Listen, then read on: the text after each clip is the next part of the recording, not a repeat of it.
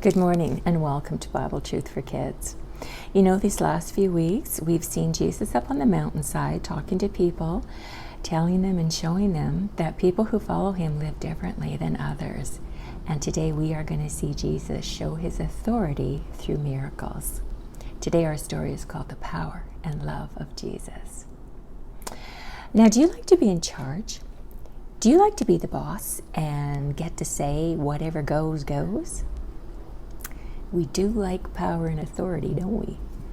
You know, our son Joel, when he was about this age, he came home from school one day wearing a shirt just like this and a whistle. And I said, "What's going on? Have you joined a team or something?" And he said, "Yeah, I'm the referee. And they all have to do what I say." We kind of like that, don't we? We kind of like being in charge. But in today's story, we are going to see that nobody has power and authority like Jesus.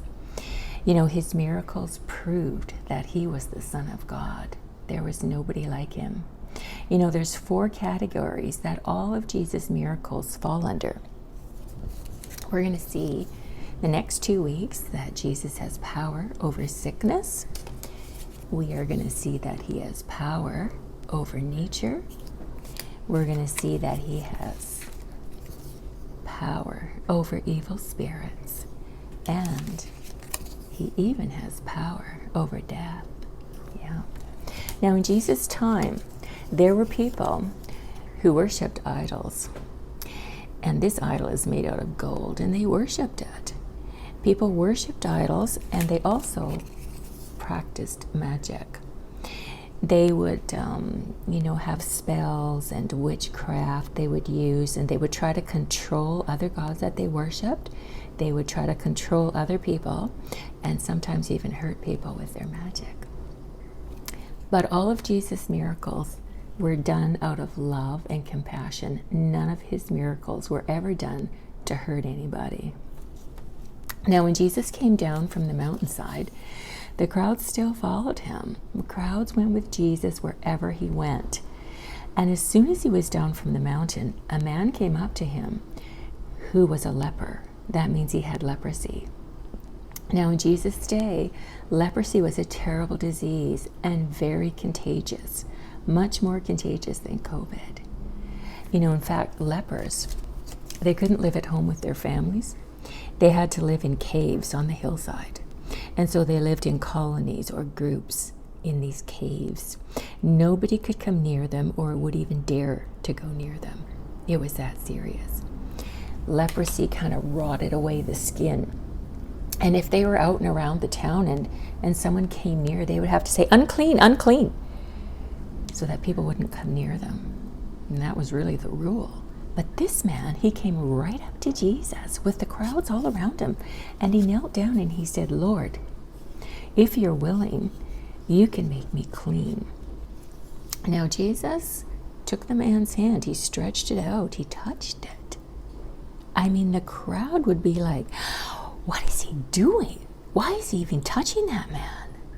But you know, Jesus simply said, "Be clean." And the leprosy left him. His skin was smooth. He was completely healed. That was amazing. And that showed that Jesus has power over sickness. You know, he just healed the man out of love and compassion for him. He didn't ask him any questions. Nothing. He just healed him. Now, a short time after this, Jesus had gone into a town called Capernaum. Crowds were following him, and a centurion came up to him. And this centurion is in charge of 100 people. It's a Roman soldier who is in charge of 100 men. And he came and he knelt down in front of Jesus and he said, "My servant at home is paralyzed." That means he can't move a single thing on his body. Not a single part will move. And he said he's suffering terribly. And you know, Jesus said, "I'll come and heal him." But the centurion said, he said, I'm not even a Jew. I'm not worthy to have you in my house. I'm an outsider. But I know, he said, that if you just spoke the word, if you just speak a word, I know that he'll be healed. He said, "I'm in charge. of 100 soldiers, 100 men. And if I say to one, go, he goes. If I say to one, come, he comes. If I say to one, do this, he does it. And so he said, I know if you just say the word, my servant will be healed. You know, Jesus turned around to the people that were with him, the crowds, and he marveled. He said, I have not seen faith like this anywhere in Israel. Imagine, this was a person who was not even an Israelite, not even a Jew. He'd heard about Jesus. He knew that Jesus could heal. He'd come all this way to ask on behalf of his servant. And Jesus said, what you have asked will be done for you. And you know, the Bible tells us that right at that moment, his servant was healed. There is nothing that Jesus cannot do.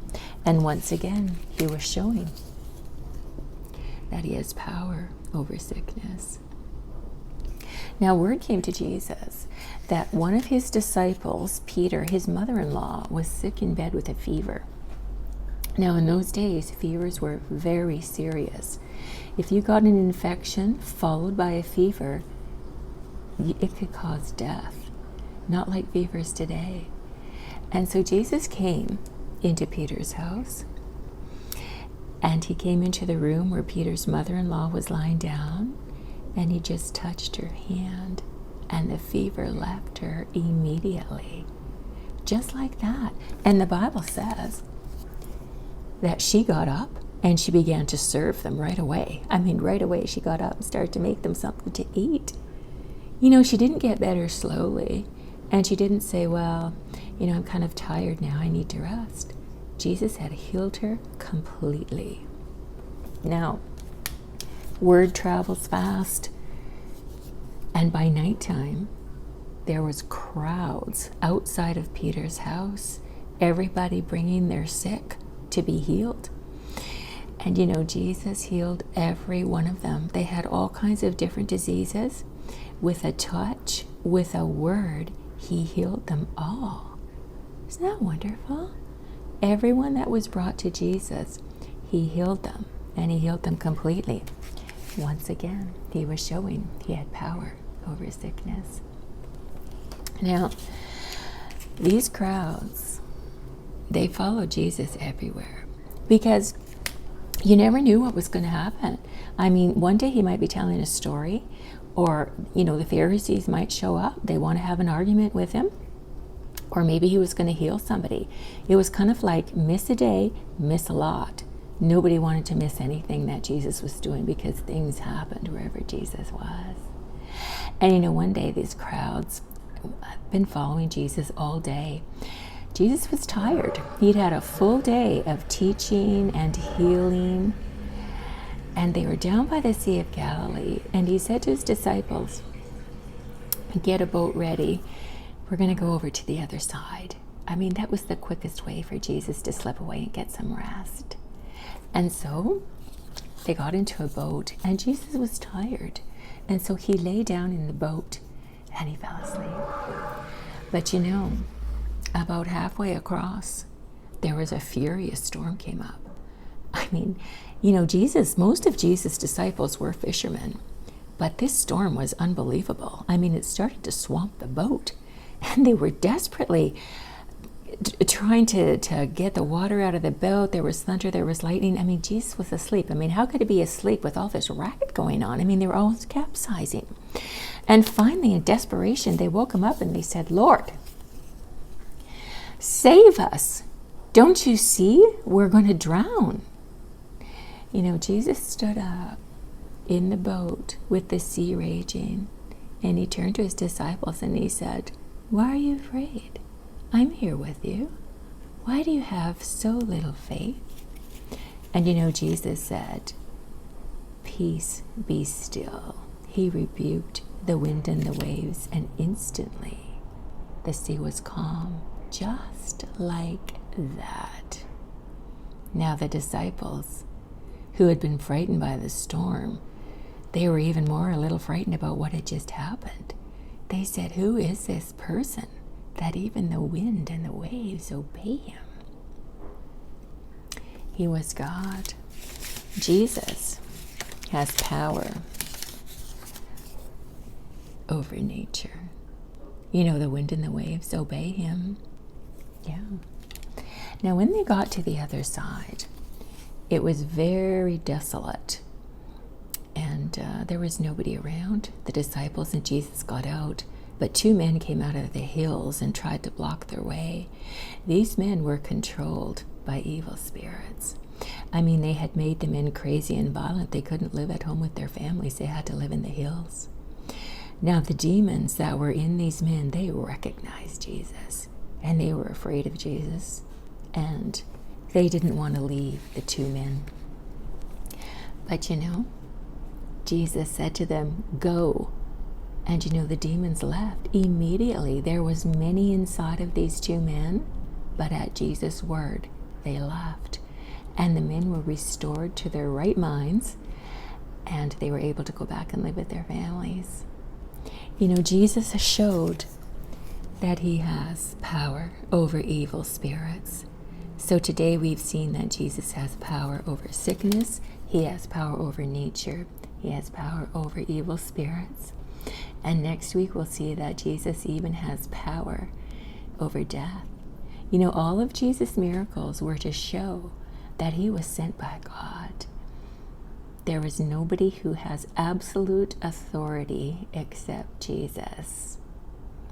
Okay, see you next time.